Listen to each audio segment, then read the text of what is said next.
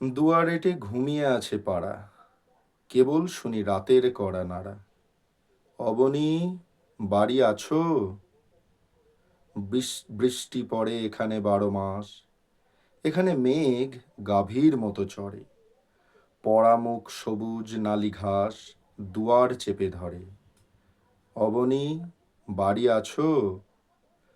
অধে clean হৃদয়ে দূরগামী, ব্যথার মাঝে ঘুমিয়ে পড়ি আমি। সহসা শুনি রাতের কড়া নাড়া। অবনী, বাড়ি আছো? কবি শক্তি চট্টোপাধ্যায়ের অবনী, বাড়ি আছো। তো এই কবিতাটা অনেকটা সিম্বলিক বলতে পারো বা অ্যালিগোরিক্যাল বলতে পারো। এর মানেটা এক এক পাঠকের কাছে এক এক রকম দাঁড়ায়।